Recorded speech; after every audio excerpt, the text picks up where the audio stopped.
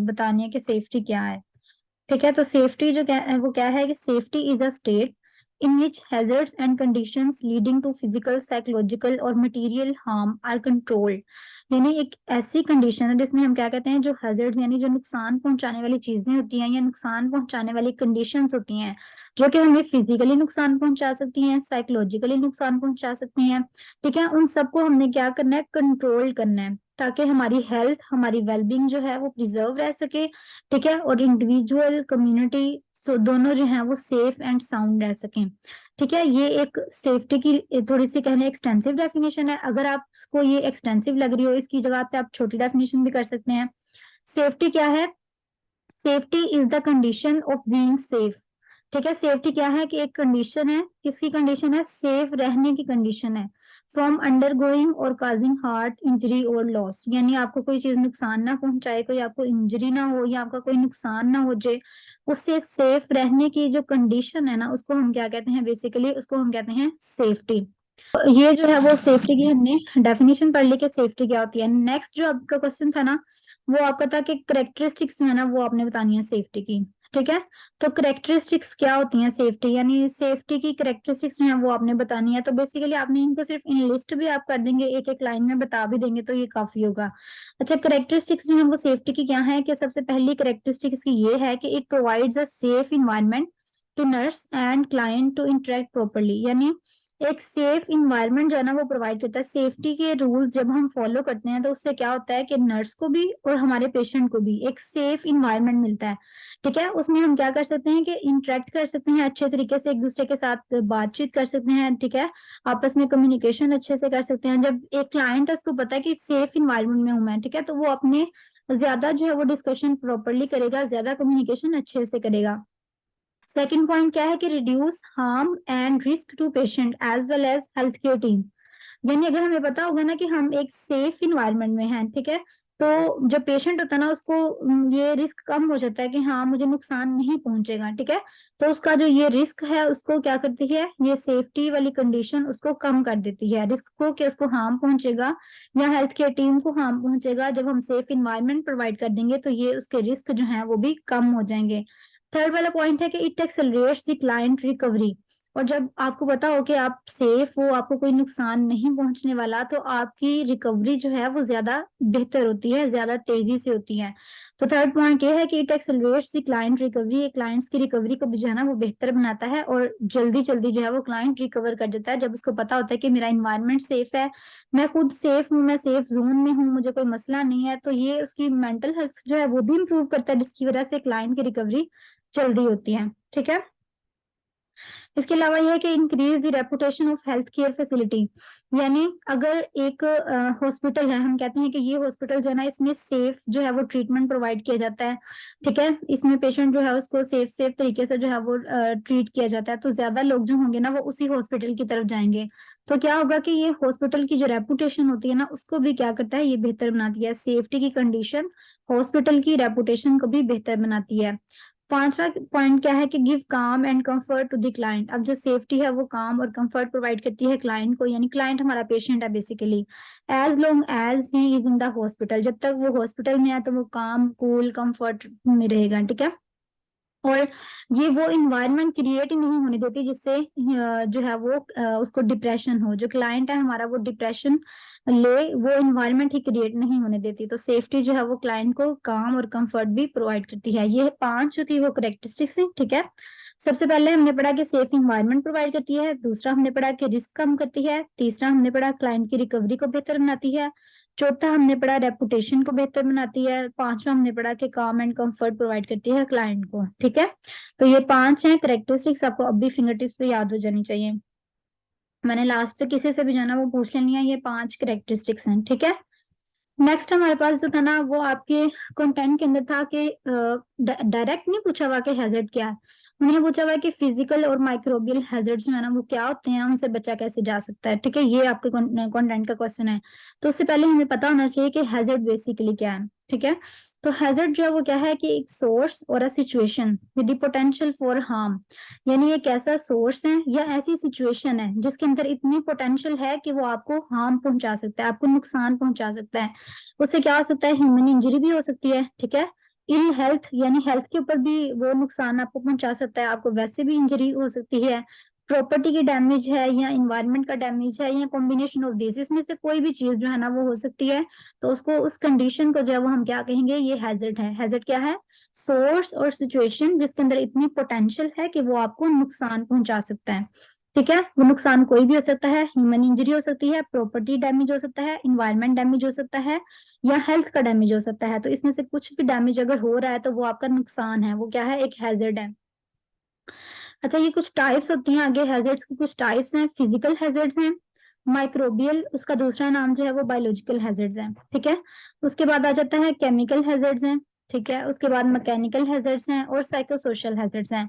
अब जो आपके कंटेंट में डिस्कस किए हैं ना वो बेसिकली फिजिकल हैजर्ड्स और माइक्रोबियल हैजर्ड्स, ये दो जो है ना वो ज्यादा उन्होंने जिसकी डिटेल जो है वो मांगी हुई है। हमें सारे जो है वो हम एक दफा उसकी एक एक लाइन जो है वो डिस्कस कर लेंगे ताकि हमें पता हो कि इसके अंदर कौन कौन सी चीजें आती हैं, ताकि अगर कल को आपको कोई एमसीक्यूज आता है तो आप रूल आउट करने के लिए कि ये जो है ना ये वाला हैजर्ड नहीं हो सकता, अगर आपको इसके बारे में पता होगा तो आप उसे कहेंगे ना हाँ ये वाला नहीं हो सकता।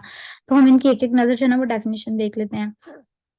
ये हैजर्ड्स की टाइप्स थी। फिजिकल हैजर्ड्स में क्या क्या आ जाता है? नॉइस जो आपको नुकसान पहुंचा रहा है, ठीक है, शोर की वजह से, रेडिएशन की वजह से, ज्यादा सर्दी है या ज्यादा गर्मी है, वाइब्रेशंस एंड प्रेशर, ये सारे आपके फिजिकल हैजर्ड्स हैं। ठीक है, और उसके बाद केमिकल हैजर्ड्स हैं। केमिकल हैजर्ड्स में जाहिर बात है क्या चीज आएगी, जो केमिकल सब्सटेंसेस आ जाते हैं। ठीक है, लैब्स वगैरह में काम करने के लिए एक्सप्लोसिव यानी जिनको अगर कहीं फ्लेमेबल होते हैं कुछ, ठीक है, और oxidation, poison, toxicity, toxic agents आ जाते हैं, या कार्सिनोजेनिसिटी जो कैंसर कॉजिंग सब्सटेंसेस होते हैं, कुछ रेडिएशंस होती हैं। ठीक है, तो वो सारे केमिकल्स जो है ना बेसिकली वो किस में आ जाते हैं, केमिकल हैजर्ड्स में आ जाते हैं। उसके बाद बायोलॉजिकल हैजर्ड्स हैं। बायोलॉजिकल का मतलब क्या है कि लिविंग बीइंग वाले जो नुकसान पहुंचा सकते हैं, जिसमें सारे माइक्रो ऑर्गेनिजम्स आ जाएंगे आपके, जिस तरह बैक्टीरिया है, फंजाई है, ठीक है, और दूसरे ऑर्गेनिज्म जिन इनसे जो आपको नुकसान पहुंच रहा है ना वो क्या है, आपका बायोलॉजिकल हैजर्ड्स। जिस तरह के एड्स और हेपेटाइटिस बी की तो कहते हैं कि लाइफ थ्रेटनिंग डिजीजेस हो जाती हैं, तो ये किसमें आ जाएगा, बायोलॉजिकल हैजर्ड्स। उसके बाद एर्गोनॉमिक हैजर्ड्स। किसको पता है कि एर्गोनॉमिक जो है वर्ड वो किस चीज को रिप्रेजेंट करता है? एर्गोनॉमिक।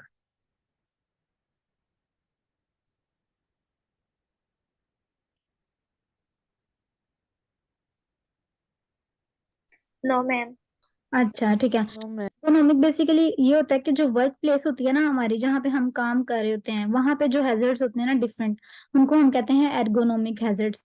अब हमारे वर्क प्लेस में, अब आपको सिंपल सी अगर मैं एग्जांपल दूं ना, तो अगर कोई इस तरह का काम कर रहा है जिस तरह ये इलेक्ट्रिसिटी का काम करते हैं ना लोग, वो कितना ऊपर ऊपर सीढ़ियां लगा के और कितनी जो है वो चीजें लगा के तो वो ऊपर चढ़ के जो है ना वो काम कर रहे होते हैं, तो उनका एक हैजर्ड ये है कि वो गिर सकते हैं, फॉल का उनके पास हैजर्ड है कि वो गिर सकते हैं। उनके काम जहाँ पे वो काम करने जाते हैं वहां पे उनका हैजर्ड जो है पाया जा रहा है वो कौन सा है, कि उनके गिरने का हैजर्ड है। ठीक है, तो एर्गोनॉमिक हैजर्ड इस तरह के होते हैं जो कि आपके काम के दौरान वर्क प्लेस जो हैजर्ड्स होते हैं ना उनको हम एर्गोनॉमिक हैजर्ड्स कहते हैं। ठीक है, यानी आपका काम ही इस तरह का है जिसमें कोई खतरा है, या आप जो काम कर मैम रहे जैसे जो लोग माइंस में होते हैं उनको हैं। हाँ रेडिएशंस हाँ, के हैजर्ड्स होते हैं ना। बिल्कुल, जो माइंस में होते हैं उनको रेडिएशंस के हैजर्ड्स भी होते हैं। ठीक है, वो को हम कहते हैं एर्गोनॉमिक हैजर्ड्स, यानी वर्क प्लेस के जो हैजर्ड्स हैं वो सारे एर्गोनॉमिक हैजर्ड्स हैं। उसके बाद आ जाता है साइकोलॉजिकल हैजर्ड्स। तो साइकोलॉजिकल हैजर्ड्स का तो आपको पता ही है कि स्ट्रेस ज्यादा ले रहे हैं, ठीक है, लॉन्ग वर्किंग आवर्स है, ठीक है, बहुत ज्यादा लंबी ड्यूटी हो जाती है, और lack of control in decision making, अगर आप डिसीजन मेकिंग नहीं कर पा रहे या आपकी परफॉर्मेंस जो है वो अच्छी नहीं हो रही, उसकी वजह से आप स्ट्रेस ले रहे हैं, डिप्रेशन ले रहे हैं, एंजाइटी का शिकार हो रहे हैं, तो ये सारे हैजर्ड जो हैं वो साइकोलॉजिकल हैजर्ड हैं। ठीक है, तो ये हमने हैजर्ड्स की सारी टाइप पढ़ ली हैं, physical hazards, chemical hazards, biological hazards, ergonomic hazards और साइकोलॉजिकल हैजर्ड्स। इसमें अगर किसी को कंफ्यूजन है तो वो फिर उनसे पूछ ले। ठीक है, अब आपके जो हैजर्ड्स जो कंटेंट में है ना वो कौन से हैं, फिजिकल और फिजिकल और बायोलॉजिकल। ठीक है, इसका दूसरा नाम हमने पढ़ा था माइक्रोबियल हैजर्ड्स भी होता है। ठीक है, तो फिजिकल और माइक्रोबियल हैजर्ड्स जो है ना ये हमने डिटेल से पढ़ना है। तो सबसे पहले हम फिजिकल हैजर्ड्स को देख लेते हैं।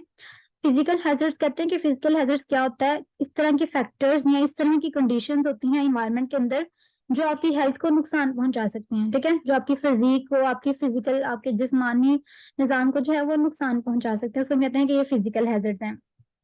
ये कुछ फिजिकल हैजर्ड्स की एग्जांपल्स हैं कि स्लिप्स, ट्रिप्स एंड फॉल्स, यानी अगर आप कहीं से गिर गए हो तो ये फिजिकल हैजर्ड की एक एग्जांपल है। एक्सपोजर टू हार्मफुल सब्सटेंसेस, अगर कोई हार्मफुल सब्सटेंस है वो आपकी बॉडी को नुकसान पहुंचा रही है तो ये फिजिकल हैजर्ड की एग्जांपल है। कन्फाइंड स्पेसेस, यानी आप इस जगह पे कोई ऐसी जगह पे फंस गए हो कि जहां से आपको बाहर निकलना मुश्किल हो गया है, तंग सी जगह है, ठीक है, तो उसमें भी ये आपका फिजिकल हैजर्ड है। जिस तरह अगर अर्थक्वेक वगैरह आए ना, तो उसमें लोग जो होते हैं वो नीचे कन्फाइन होके रह जाते हैं, ठीक है, तो उसको हम क्या कहेंगे, ये फिजिकल हैजर्ड है। उसके बाद है कि इलेक्ट्रिसिटी शॉक वगैरह लग जाएगी, आपका फिजिकल हैजर्ड है। एक्सट्रीम टेम्परेचर, ठीक है, इसमें भी आपका क्या हो जाएगा, इस तरह अगर ज्यादा गर्मी हो जाए, ठीक है, हीट स्ट्रोक जिस तरह हो जाता है, तो ये आपके क्या है, ये फिजिकल हैजर्ड है। और टॉक्सिक मटेरियल का अगर आपने ज्यादा यूज कर लिया, उसने आपकी बॉडी को जो है वो नुकसान पहुंचा दिया है, तो ये भी आपका क्या होगा, फिजिकल हैजर्ड से। कुछ एग्जांपल्स हैं फिजिकल हैजर्ड्स की, ठीक है, आपने फिजिकल हैजर्ड की पहले डेफिनेशन लिख देनी है, फिर उसके बाद उसकी एग्जांपल्स लिखनी है, ठीक है। माइक्रोबियल हैजर्ड्स की बात करें तो ऊपर हमने इसकी डेफिनेशन पढ़ ली है कि माइक्रोबियल हैजर्ड्स कौन से होते हैं, जो कि बैक्टीरिया, वायरसेस, पैरासाइट्स, फंजाई वगैरह इस तरह के जो कह लें माइक्रो ऑर्गेनिजम्स है ना, वो जो हमें नुकसान पहुंचाते हैं ना, वो हमारा क्या है, माइक्रोबियल हैजर्ड्स। अब नुकसान क्या पहुंचा सकते हैं, जिस तरह के फूड बोर्न डिजीजेज होती हैं अक्सर, ठीक है, वो हमारे फूड को खराब कर देते हैं, उसकी वजह से हमें फूड पॉइजनिंग हो जाए या कोई इस तरह की चीजें हो जाए, तो ये सारा कुछ माइक्रोबियल हैजर्ड्स के अंदर आ जाता है, ठीक है। आपका क्वेश्चन था various ways to minimise hazards, यानी हैजर्ड्स को कम कैसे किया जा सकता है। ये वाला क्वेश्चन जो है ना, ये इंपॉर्टेंट क्वेश्चन है, various ways to minimise hazards, ठीक है, यूजर्स के पॉइंट ऑफ व्यू से। तो अब जो है ना, हैजर्ड्स को कम कैसे किया जा सकता है, इसकी ना एक हायरार्की उन्होंने बताई है, यानी कि एक रिस्क मैनेजमेंट टूल है जिसको हम कहते हैं हायरार्की ऑफ कंट्रोल है, ठीक है, तो उसके जरिए आप क्या कर सकते हैं कि हैजर्ड्स को जो है वो कम कर सकते हैं, उनको मैनेज कर सकते हैं। तो वो क्या है, वो हम पढ़ लेते हैं, उसमें ये वाले स्टेप्स जो है ना वो इन्वॉल्व होते हैं, ठीक है। अगर आपको आता है कि हैजर्ड्स को जो है वो कैसे मिनिमाइज किया जा सकता है, तो उसमें आपने ये स्टेप्स लिखने हैं, छह जो है ना, पांच steps. Elimination, substitution, engineering controls, administrative control और पर्सनल प्रोटेक्टिव इक्विपमेंट, जिसको आप पीपीएस कहते हैं, ठीक है। सबसे पहले है एलिमिनेशन। एलिमिनेशन में आता है कि फिजिकली रिमूव द हैजर्ड, यानी आप कोशिश करें कि वो जो नुकसान पहुंचाने वाली चीज है ना, उसको वैसे ही वहां से हटा दें, ठीक है। मतलब आप फर्ज करें कि एक सादा सी एग्जांपल देती हूँ कि आप रास्ते से गुजर रहे हैं, ठीक है, तो बार बार एक चीज जो है वो लग रही है और नुकसान पहुंचा रही है, तो आपने क्या करना है कि उस चीज को ही वहां से रिमूव कर देना है, ठीक है, ताकि नुकसान ही ना पहुंचे। सबसे पहला प्रोसेस क्या है, एलिमिनेशन का। उसके बाद आता है सब्स्टिट्यूशन। सब्स्टिट्यूशन होता है रिप्लेस कर देना, बदल देना, रिप्लेस दी हैजर्ड, यानी अगर एक चीज है वो ज्यादा नुकसान पहुंचा रही है, तो आप उसको किसी ऐसी चीज से जो है वो चेंज कर दें जो थोड़ा सा कम नुकसान पहुंचाए उसे। यानी अगर वो टोटल आप उसको रिमूव नहीं कर सकते, यानी आपकी जरूरत है कि आपने वो यूज करना ही करना है, तो आप उसको किसी ऐसी चीज से रिप्लेस कर दें कि जो उससे कम नुकसान पहुंचाए, ठीक है। अब इसमें आप ले सकते हैं एग्जाम्पल ओवन वगैरह की ले सकते हैं, कि अगर एक लोकल ओवन वगैरह आप लेते हैं जिसमें से ज्यादा हीट जो है ना, वो रेडिएशन जो है ना वो निकलती हैं, ठीक है, तो अब आपकी जरूरत है, आपने यूज करना ही करना है, आप उसको उस तरह उससे रिप्लेस करें जिसमें थोड़ी सी कम रेडिएशन जो है ना वो निकले, ठीक है। तो रिप्लेस दी हैजर्ड, ये सब्स्टिट्यूशन भी एक मेथड है हैजर्ड्स को मिनिमाइज करने का। थर्ड वाला है इंजीनियरिंग कंट्रोल। इंजीनियरिंग कंट्रोल का मतलब ये आता है कि आप इस तरह के स्टेप्स करें कि आप उन लोगों को नुकसान से जो है ना वो सेपरेट कर दें। अगर एक फैक्ट्री में जो है वो आग लग गई है, ठीक है, तो आपने क्या करना है, लोगों को वहां से आइसोलेट, वहां से जो है ना वो लोगों को सेपरेट कर देना, बस उस फैक्ट्री से हटा के कहीं और जगह शिफ्ट कर देना है, ठीक है, वहां से उनको दूर कर देना है। तो इससे भी आप क्या कर सकते हैं, हैजर्ड को कम कर सकते हैं। एडमिनिस्ट्रेटिव कंट्रोल आ जाता है। एडमिनिस्ट्रेटिव कंट्रोल में क्या आता है कि change the way people work, यानी जिस तरह से लोग काम कर रहे हैं ना, उसके तरीके कार को बदला जाए, ताकि जो है ना वो नुकसान कम हो। जैसे अब हमने बताया था, आगे हमने बात की थी कि वो जो काम करते हैं, इंजीनियरिंग वर्क करते हैं, तो वो इतनी इतनी ऊंचाई पे चढ़ते हैं, ठीक है, तो उनको चाहिए कि वो अपने पास अपने साथ मशीनरी इस तरह की लेकर आए, या अपना जो है ना वो प्रोटेक्शन के लिए कुछ साथ लेकर आए, ताकि या अपना वे जो है वो थोड़ा सा चेंज करें, ताकि उनको नुकसान जो है वो कम हो। और पांचवा है पर्सनल प्रोटेक्टिव इक्विपमेंट, जैसे हम हॉस्पिटल्स में यूज करते हैं ना, पीपीज वगैरह, अपने गाउन, अपने मास्क और ग्लव्स वगैरह, ठीक है, ताकि हैजर्ड जो है वो कम हो। अब ये पांच स्टेप्स हैं जो आप लिख सकते हैं इस जो है ना के अंदर, इस क्वेश्चन के अंदर। इसके अलावा एक टेबल है, ये इस तरह से तकरीबन ये सेम ही है, लेकिन ये कि ये ऑथर इसका चेंज है और इसका जो है वो थोड़ा सा चेंज था, तो उन्होंने जो है वो थोड़े थोड़े स्टेप्स मिलते हैं और थोड़े थोड़े चेंज होते हैं, यानी पहले दो जो तकरीबन पहले तीन सेम ही है, ठीक है। तो आपने ये वाले भी लिखने हैं और इसके बाद ये वाले भी लिखने हैं, इसको इसी तरह से डायग्राम बना के लिखना है। एलिमिनेशन हमने पहले पढ़ लिया, एलिमिनेशन में क्या आता है कि आपने रिमूव कर देना हैजर्ड को, ठीक है। उसके बाद सब्स्टिट्यूशन में हमने पढ़ लिया था कि आपने प्रोग्राम पॉलिसीज इस तरह की बनानी है कि ज्यादा हैजर्ड वाले को कम हैजर्ड वाले से रिप्लेस कर देना है। रीडिजाइन में हमने ऊपर हमने पढ़ा था इंजीनियरिंग कंट्रोल, ठीक है। यहाँ पे है रीडिजाइनिंग, यानी आपने वर्क को इस तरह से चेंज करना है कि आप जो है ना हैजर्ड्स का कम शिकार हो, ठीक है। एजुकेशन आ जाती है उसके बाद, यानी आपने एजुकेट करना है लोगों को कि आप इस तरह से जो है वो सेफ रह सकते हैं, ठीक है, और हेल्दी रह सकते हैं। और इनकरेज करना है पर्सनल चेंज को, यानी खुद आपने इस तरह के स्टेप्स जो है वो करने हैं ताकि आपको नुकसान कम से कम हो, ठीक है। तो अब इस क्वेश्चन के अंदर आपने ये वाले स्टेप्स भी लिख देने हैं और ये वाले भी आपने ये डायग्राम में डिस्प्ले और ये वैसे आपने कर देना है। Elimination, substitution, engineering control, administrative control और पर्सनल प्रोटेक्टिव इक्विपमेंट। और इसमें है एलिमिनेशन, सब्स्टिट्यूशन, रीडिजाइन, एजुकेट और इनकरेज, ठीक है। अच्छा, आगे जो है हमारा लास्ट क्वेश्चन है उसमें है कि discuss the assessment for environmental safety, यानी जो असेसमेंट है ना वो हम इन्वायरमेंट को सेफ रखने के लिए कर रहे हैं, तो हम कैसे जो है ना वो असेसमेंट करेंगे। तो आपने वो थोड़ी सी डिस्कस करनी है। ये 6 पॉइंट्स है, इसमें जो है ना वो तकरीबन डिस्कस की हुई है।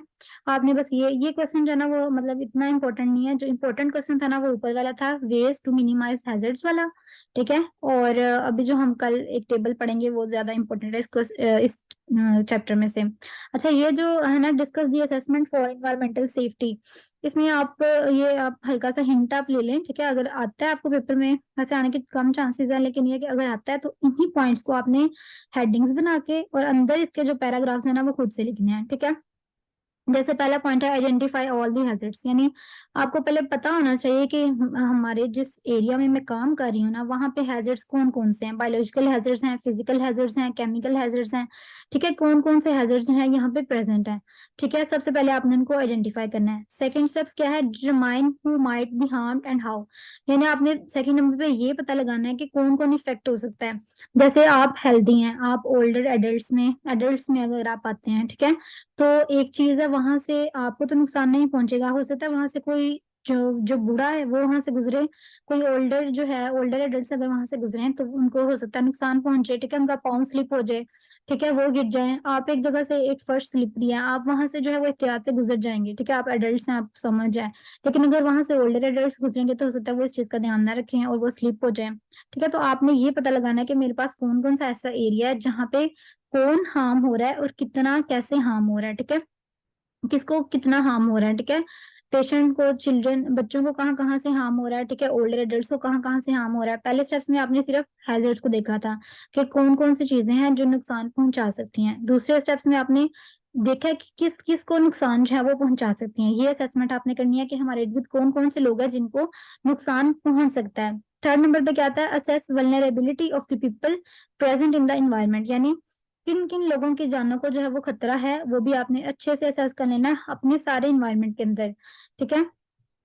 सेकंड और थर्ड स्टेप जो है ना वो तकरीबन मिलता जुलता ही है कि आपने खतरे को जो है ना वो असेस करना है कि कितना जो है ना वो हार्म पहुंच सकता है जो आपके पास इन्वायरमेंट के अंदर लोग प्रेजेंट हैं, ठीक है। फोर्थ वन स्टेप्स में क्या आएगा, evaluate each risk and decide how to combat them, ठीक है।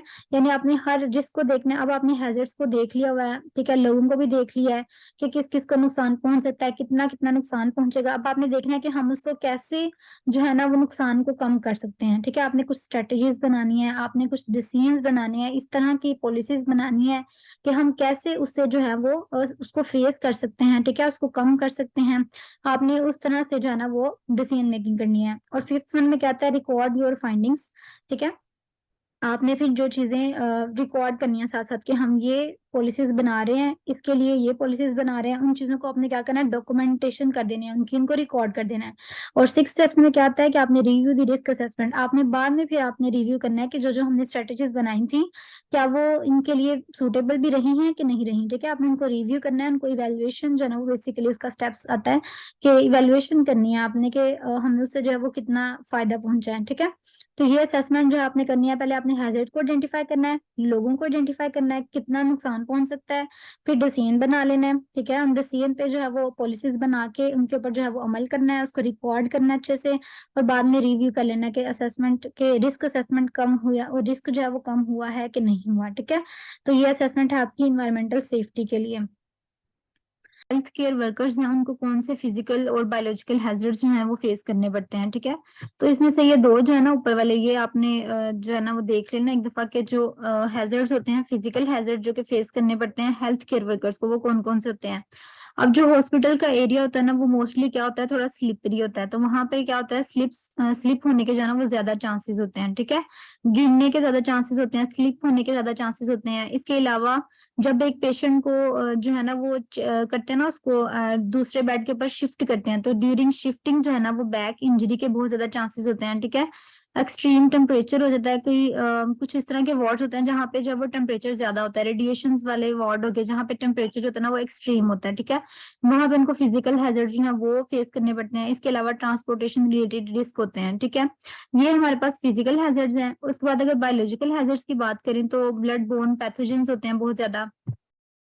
इसके अलावा अगर जो है वो नीडल स्टिक इंजरीज जो है वो बहुत ज्यादा कॉमन होती हैं, यानी आपने किसी पेशेंट को जो है वो इंजेक्शन लगाया है, उसकी जो नीडल थी वो ओपन थी, आपने उसके ऊपर कैप नहीं दिया हुआ था, वो आपको लग गई, ठीक है, आप उससे जो है वो इंजर्ड हो गए हैं, तो नीडल स्टिक इंजरीज जो है ना वो बहुत ज्यादा कॉमन है। इसके अलावा केमिकल हैजर्ड्स हैं वो बस आप रीड कर लीजिएगा कि ड्रग्स वगैरह से होते हैं, और साइकोलॉजिकल हैजर्ड्स आपको पता ही है, स्ट्रेस वगैरह से, वायलेंस वगैरह से, डिप्रेशन एंजाइटी वगैरह से होते हैं, ठीक है। जो मेन हमारे थे, जो हमारे कंटेंट में थे, वो फिजिकल और बायोलॉजिकल हैजर्ड्स थे, ये आपने देख लेने हैं, ठीक है। उसके बाद जो है ना वो हमारा आ जाता है ये कि प्रिवेंटिव मेजर्स जो है वो कौन से हैं सेफ इन्वायरमेंट के लिए। माइक्रोबियल एजेंट्स से प्रिवेंट करने के लिए हमने क्या करना है कि हमने जितने भी हैजर्डस एजेंट होंगे ना, जिनसे पता है हमें कि नुकसान पहुंच सकता है, उनको हमने प्रॉपरली लेबल कर देना है कि ये जो है ना इसके अंदर जो है ना वो हार्म पहुंचाने वाले एजेंट्स हैं, ठीक है, उनको प्रॉपर लेबल कर देना है आपने, ठीक है। और जो ईटिंग वाले सब्सटेंसेस होते हैं, यानी जो खाने पीने वाली चीजें हैं, वो उनसे दूर रखनी है, ताकि कोई पेशेंट जो है वो उसके साथ जो है वो उसको भी जो है ना वो इंगल्स ना कर ले। तो आपने क्या करना है, दोनों को सेपरेट रखना है, प्रॉपर उनको जो है वो सेपरेट रखना है, ताकि और उनको लेबल करके रखना है। इसके अलावा क्या करना है, आपने ग्लव्स वगैरह यूज करने हैं, ठीक है। और आपने जो है वो उनको एजेंट्स को जो है वो हैंडल करने के लिए प्रॉपर टूल्स जो है वो आपने देखने हैं। उसके बाद आपने क्या करना है कि जो एजेंट्स हैं उनको प्रॉपर कंटेनर्स में वॉश आउट कर देना है। जैसे आपने हॉस्पिटल में देखा होगा कि तीन तीन उन्होंने बास्केट्स बनाई होती हैं, ठीक है, एक रेड होती है, एक येलो होती है, ग्रीन होती है, तो उसमें जो एजेंट्स होंगे, जिसमें क्या कहते हैं शार्प वाले जो सब्सटेंसेस होते हैं, उनको हम रेड में ही डालते हैं, तो आपने उसके अकॉर्डिंग जो है ना वो उसके अंदर आपने डाल देना है, ठीक है। इस तरह से आप माइक्रोवेव एजेंट से जो है वो बच सकते हैं, ठीक है। और इसके अलावा क्या आता है कि आपने कुछ टूल्स यूज करने होते हैं, करना ये आपको पता होना चाहिए कि आपने फ्लोर को जो है वो क्लीन रखना है। कोई भी लीकेज या स्पिल्स वगैरह है तो आपने फौरन से जो है वो हॉस्पिटल अथॉरिटी को इन्फॉर्म। सिलेंडर्स वगैरह जो होते हैं उनको सीधा रखना है, क्योंकि इनके अंदर से जो है वो लीकेज का ज्यादा चांसेस होते हैं, इस वजह से उनको सीधा रखना है। कोई भी चीज ऐसी है जिसमें से आग पैदा होने का खदशा हो, ठीक है, आपने उनको भी जो है वो पूरी तौर पे जो है वो हॉस्पिटल अथॉरिटी को इन्फॉर्म करना है, ठीक है। और पीपीईज वगैरह का जो है वो ज्यादा यूज करना है। इलेक्ट्रिकल इक्विपमेंट्स जो है वो उनको कंपनी के स्टैंडर्ड्स के अकॉर्डिंग यूज करना है। ये दो क्वेश्चन तो ये इतने ज्यादा इंपॉर्टेंट तो नहीं है, लेकिन ये कि एक दफा आपने इनको रीड कर लेना है, ठीक है। अब सब बच्चे जो है ना वो अपनी बुक्स जो है वो ओपन करें और सेफ्टी वाला चैप्टर जो है ना वो निकाल लें। चैप्टर है ना, यहाँ से कुछ चीजें इंपॉर्टेंट हैं, ठीक है। तो ये जो है वो मैं आपको बताऊंगी कि क्या क्या आपने करना है। सबसे पहले जो है ना ये फैक्टर्स आपके कुछ लिखे हुए हैं यहाँ पे, फैक्टर्स जो अफेक्ट करते हैं सेफ्टी को, ये इंपॉर्टेंट है, ये आपने करने हैं, ठीक है। इनको अच्छे से, जो इनके हेडिंग्स है ना वो आपने सारी याद करनी है अंदर, चाहे आप अपने पास से भी लिख सकते हैं। एज एंड डेवलपमेंट है। एज एंड डेवलपमेंट ये लिखा हुआ है कि जो छोटे बच्चे होते हैं उनको चूंकि इतना पता नहीं होता, जैसे हमने पहले भी डिस्कस किया था, उनको अपनी सेफ्टी का ज्यादा जो है वो पता नहीं होता। इसी तरह ओल्डर एडल्ट्स होते हैं, उनके भी जो सेंसरी एक्टिविटी होती है ना वो थोड़ी सी कम होती है। तो जो एडल्ट्स हैं उनको तो पता है कि हमने अपनी सेफ्टी कैसे करनी है, लेकिन जो ओल्डर एडल्ट्स हैं और जो बच्चे हैं उनको नहीं पता कि हमने अपनी सेफ्टी कैसे करनी है। तो एज और डेवलपमेंट जो है ये एक फैक्टर है जो कि इफेक्ट करता है सेफ्टी को। उसके बाद आता है लाइफस्टाइल का फैक्टर्स। लाइफस्टाइल का फैक्टर में आ जाता है कि जो अनसेफ इन्वायरमेंट होता है, जिससे हमने पहले बात की थी कि अगर अनसेफ इन्वायरमेंट होगा, कोई फायर आर्म के पास रह रहा है, ठीक है, या किसी के पास सेफ्टी इक्विपमेंट्स नहीं है, या कोई ड्रग्स वगैरह जो है वो ले रहा है, लाइफस्टाइल इसका कैसा है ये डिपेंड करता है सेफ्टी के ऊपर कि वो कितना सेफ है।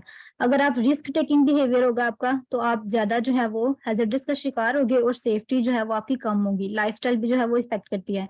थर्ड चीज हमारे पास, थर्ड फैक्टर है मोबिलिटी एंड हेल्थ स्टेटस, यानी कुछ लोग होते हैं जो जिनको पैरालिसिस होते हैं, उनके मसल वीक होते हैं, उनका बैलेंस जो होता है वो मेंटेन नहीं रहता, और वो क्या करता है, वो फॉल का शिकार हो जाते हैं, और फॉल जब वो एक हजार्ड है, सेफ्टी से दूर चले जाते हैं। ठीक है, तो ये जो है वो मोबिलिटी जो होती है वो, और आपका हेल्थ स्टेटस जो है वो इफेक्ट करता है। ठीक हो, इसको सेफ्टी को सेफ्टी को इफेक्ट करता है। उसके बाद आता है आपकी सेंसरी परसेप्चुअल अल्ट्रेशन, यानी आपकी सेंसरी परसेप्शन जो है वो कितनी है सेफ्टी के अकॉर्डिंग ना। यानी अगर आप ठीक तरीके से टच कर सकते हो, सुन सकते हो, स्मेल कर सकते हो, तो आपको पता चल जाएगा ये चीज जो है वो मेरे लिए हार्म है, इससे मैंने दूर रहना है, इससे मुझे इंजरी हो सकती है। लेकिन अगर आपकी सेंसरी परसेप्शन अच्छी नहीं है तो आप जो है वो सेंस नहीं कर सकते, और इस वजह से आपको हार्म पहुंच सकता है। आप ये फैक्टर जो है ये भी सेफ्टी को अफेक्ट करता है। इसके बाद आता है कोग्निटिव अवेयरनेस, ये भी तकरीबन सेंसरी अल्ट्रेशन के जैसी है, यानी आप कितना अच्छा जो है ना वो इन्वायरमेंट स्टिमुलाई को जो है वो रिस्पॉन्स कर सकते हो, आपको कितनी अच्छी समझ आती है चीजों की कि ये चीज मेरे लिए नुकसानदायक है, ये चीज मेरे लिए नहीं नुकसानदायक। तो अगर आप ये चीज को समझ लेते हो तो ये भी सेफ्टी को जो है ये फैक्टर इफेक्ट करता है। ठीक है, उसके बाद आपका आता है एबिलिटी टू कम इमोशनल स्टेट।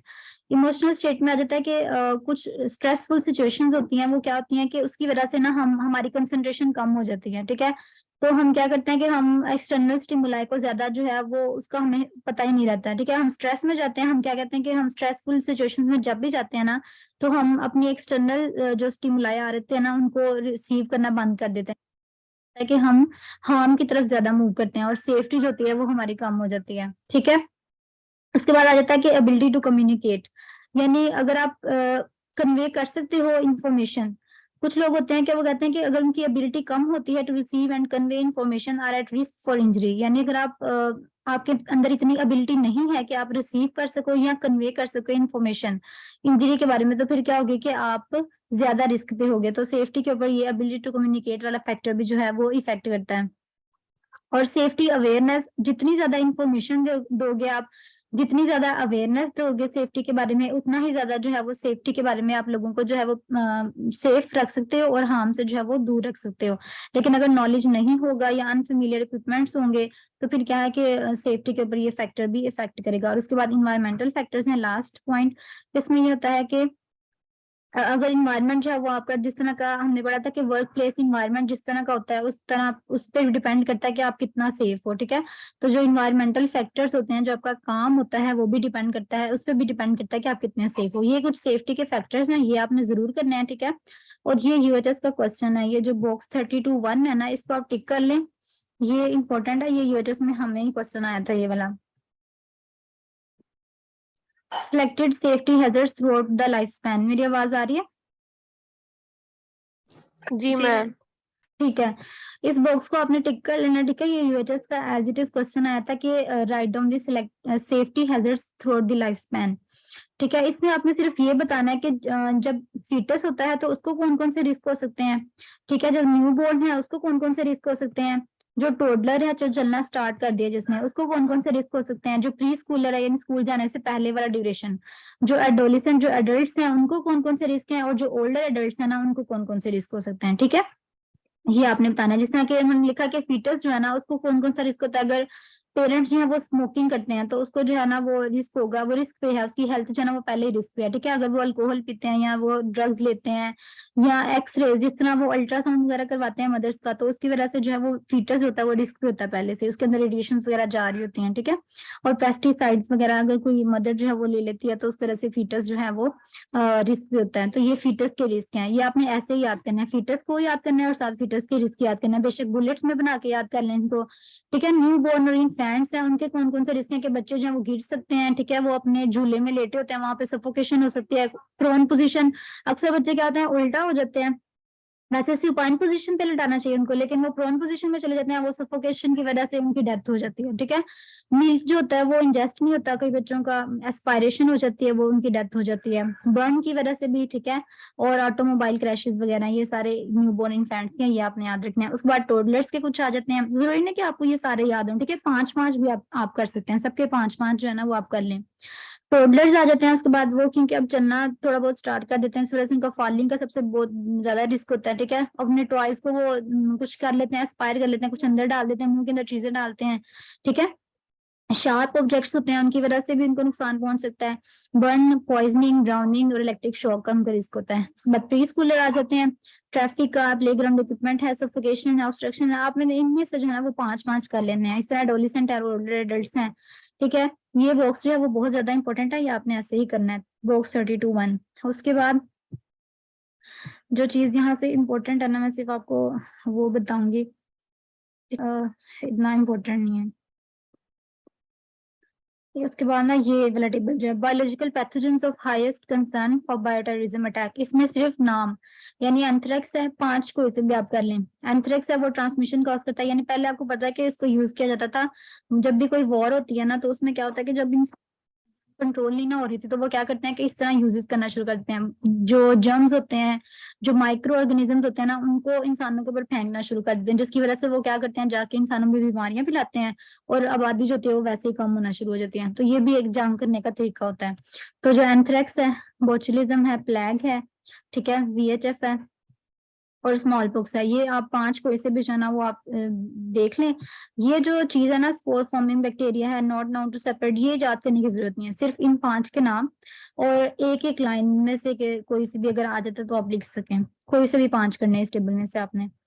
ठीक है, safety measures through the life span क्या होते हैं, न्यूबॉर्न के हैं, टोडलर के, जो आपने ऊपर पढ़े हैं ना वो थे रिस्क, और अब जो है ना उनके लिए सेफ्टी मेजर्स क्या क्या यूज करने हैं, इनमें से भी आपने क्या करना है, ये एक दफा रीड कर लेना। न्यूबॉर्न इन्फेंट्स को कैसे सेफ रख सकते हैं, टोडलर्स को, प्री स्कूलर्स को, स्कूल एज को और एडोलेसेंट्स को। ये टेबल भी जो है ना वो इंपॉर्टेंट है, safety measures through the life span, ये आपने देख लेना है। ये बहुत सिंपल सी चीजें हैं, जितनी आपको इजीली याद रहे ना उतनी आपने याद करनी है। ठीक है, बस इसके अलावा एक और चीज यहाँ पे निमोनिक्स टाइप था, आगे नहीं, ये भी नहीं है। यहाँ से इसके अलावा आपने रिस्ट्रेंट वाला एक टॉपिक होगा, वो भी आपने करना है। वैसे इसमें ना ये सारा आपकी रीड करने की चीजें हैं, ये क्लिनिकल साइड की चीजें हैं। ठीक है, हाँ यहाँ पे करके ये एक निमोनिक्स है, उन्होंने कहा था कि आपने याद रखनी है कि एडेंसिफायर में रेस प्रोटोकॉल क्या होता है। रेस प्रोटोकॉल में आता है कि रेस्क्यू, R से रेस्क्यू है, A से अलार्म है, C से कन्फाइन है और E से एक्सटिंग्विश है। यानी सबसे पहले आपने क्या करना है कि जो एरिया सेफ है ना उसके अंदर एंटर होना है, प्रोटेक्ट करना है क्लाइंट्स को। ठीक है, अलार्म में आता है कि आपने क्या करना है, फायर अलार्म बजा देना ताकि बाकियों को भी पता चल जाए कि जो है ना यहाँ पे कोई हार्म हुआ है, यहाँ पे कोई रिस्क वाला एरिया है। कन्फाइन का मतलब होता है कि आपने डोर्स वगैरह जो है ना क्लोज कर देना है ताकि जो फायर है वो अंदर ही, कमरे के अंदर है, और वहां से जो है ना वो किसी तरीके से उसको, उसके ऊपर काबू पाया जा सके। ठीक है, और एक्सटिंग्विश द फायर, यानी वो जो एक्सटिंग्विशर यूज करते हैं, जिस तरह ये बना हुआ है फायर एक्सटिंग्विशर, इसको यूज करके जो है ना वो फायर को आपने एक्सटिंग्विश कर देना है। ठीक है, और उसके बाद ये एक पास निमोनिक है, यहाँ पे इसको भी आप अंडरलाइन कर लें, ये पास निमोनिक है। जब आपने फायर एक्सटिंग्विशर यूज करना है तो उसके लिए आपने पास निमोनिक यूज करनी है। पास निमोनिक का मतलब क्या है कि पुल आउट करना है सबसे पहले उसको, यहाँ पे इसकी पिन होती है, इसको पुल आउट करना है। ठीक है, एम द होस at the base of the fire, उसके बाद आपने स्क्वीज करना है, यानी इसको प्रेस करना है हैंडल को, उसके बाद आपने स्वीप कर देना है होस को, और साइड टू साइड जो है वो आपने उसको जो है वो चला देना है। ये फायर एक्सटिंग्विशर है, इसकी पास निमोनिक है, ये आपने याद रखनी है, इसको टिक कर लें। ठीक है, और उसके बाद जो इम्पोर्टेंट चीज है, एस्फेक्सिया का आपको वैसे ही पता है कि ऑक्सीजन जो है, लैक ऑफ ऑक्सीजन होती है। ठीक है, और यहाँ पे एक ये चीज है, इसको भी अंडरलाइन करें, हेमलिक मैन्यूवर है। इसमें क्या होता है कि अगर कोई इंसान, उसने कोई चीज अपने अंदर मतलब वो ले गया जिसकी वजह से उसे चोकिंग हो रही है, उसे जो है वो सही तरह से सांस नहीं आ रहा, तो फिर हमने क्या करना है कि उसे थर्स्ट देनी होती है, पीछे से एब्डोमिनल थर्स्ट, आगे से जो है ना उसके एब्डोमेन से एक थर्स्ट देना था, एक पुश देना था, जिसकी वजह से क्या होता है कि जो ऑब्जेक्ट उसने इनगल्फ किया था ना वो बाहर आ जाता है। ठीक है, तो इसको कहते हैं हेमलिक मैन्यूवर, ये आपने बस याद रखना है कि हेमलिक मैन्यूवर क्या होता है, अगर MCQs में आ जाए हेमलिक मैन्यूवर तो वो क्या होता है। ठीक है, ये सारा सिर्फ रीड करना है, लेकिन इतना ये रिस्ट्रेनिंग क्लाइंट्स, ये टॉपिक जो है ना वो इम्पोर्टेंट है, रिस्ट्रेन वाला। रिस्ट्रेंट्स क्या होती हैं, बेसिकली हम क्लाइंट्स को जो है ना वो उसकी फिजिकल एक्टिविटी को थोड़ा सा कम करने के लिए, लिमिट करने के लिए जो है ना हम रिस्ट्रेंट्स जो है वो लगाते हैं। अब रिस्ट्रेंट्स मतलब कुछ क्लाइंट्स होते हैं ना जो हैंडल नहीं हो रहे होते हमसे, तो फिर उनके लिए जो है वो रिस्ट्रेंट्स लगाई जाती हैं। रिस्ट्रेंट्स होती हैं उनकी कुछ टाइप्स यहाँ पे आगे लिखी हैं, ये फिजिकल रिस्ट्रेंट्स होती हैं, इसको टिक कर लें। केमिकल रिस्ट्रेंट्स होते हैं। ठीक है, फिजिकल रिस्ट्रेंट्स तो ये होते हैं कि हम कुछ मैकेनिकल डिवाइसेस यूज करेंगे, कुछ इक्विपमेंट्स यूज करेंगे ताकि उसकी जो एक्टिविटी है ना उसको कम किया जा सके। ठीक है, उसकी आर्म्स के ऊपर, लेग्स के ऊपर या बॉडी के ऊपर। और केमिकल रिस्ट्रेंट्स में क्या होता है कि हम कुछ इस तरह की मेडिकेशन दे देते हैं उसको। ठीक है, जिसकी वजह से उसके मसल्स होते हैं वो पैरालाइज हो जाते हैं।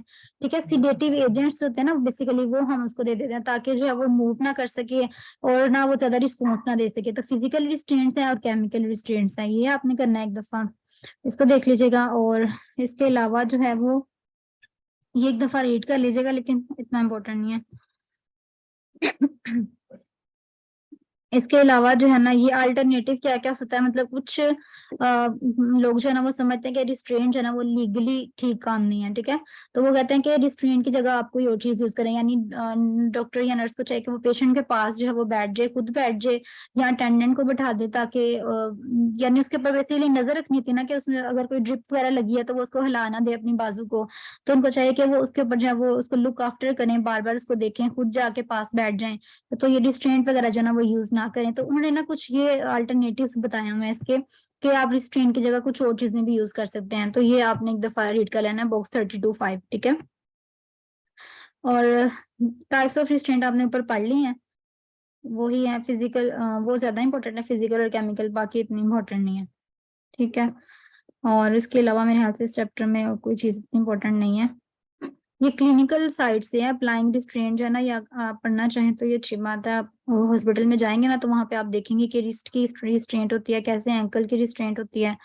ठीक है, ये इन्फेंट्स और बच्चों को उन्होंने ये अप्लाइंग रिस्ट्रेंट वाला एक बॉक्स है, ये भी आप कर लें तो ये ठीक है।